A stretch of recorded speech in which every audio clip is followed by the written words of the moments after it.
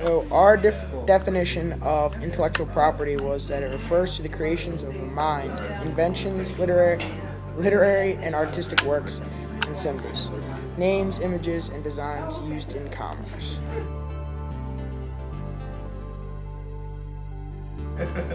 So an example of it would be the name, a song by an artist would be an example of it because it is intellectual property, not physical property.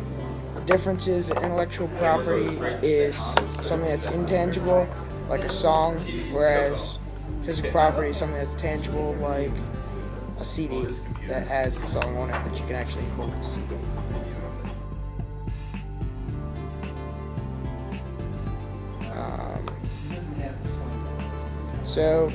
There's some ways to protect it, like a copyright or a patent that allow you to hold the sole rights over your property.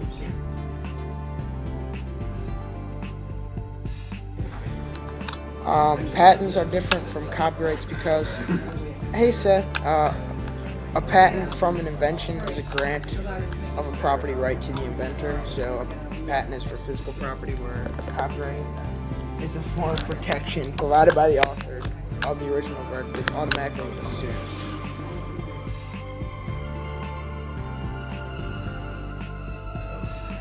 Seth, come back. So information technology, or IT, makes high quality copying and high quality distribution extremely easy because you can burn copies of it onto a CD, you can download a torrent file, you can use sites like LimeWire or a YouTube converter, and you can do that with DVDs as well.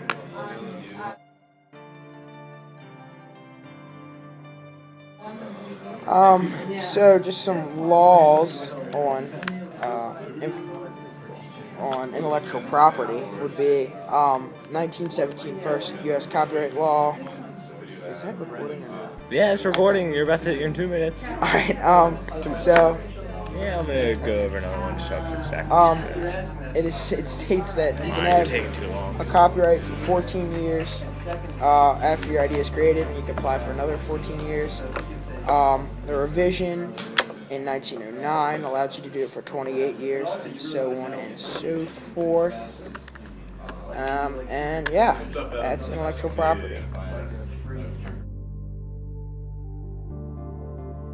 Yeah. Okay, intellectual property is basically anything that is a product of your own mind. That would include ideas, discoveries, writings, works of art, software, collections, presentations of data, and so on.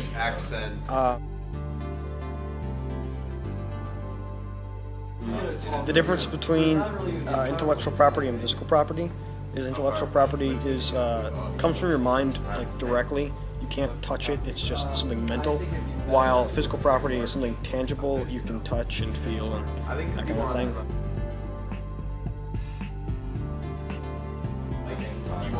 Four ways to protect it, or at least that help protect it, is you can protect it through trademarking. You can do that through applying for it through the United States Patent and Trademark Office. That also applies for patents. And materials automatically copyrighted, which also helps to maintain it. And you can also help keep it safe through trade secrets.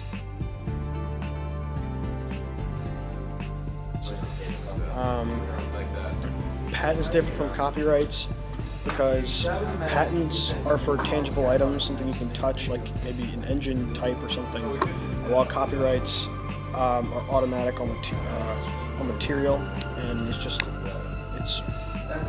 they help, but they don't do a whole lot to protect it. And you can get high quality copying and high quality distribution through IT, because intellectual property has become a lot more open on the internet. So it's easy to get things like through a YouTube converter, something like that. The Fair Use Doctrine, what it does is it makes it so if you have material, you have to use it in a certain way. You can't just do whatever you want with it, and you have to have permission to use it. And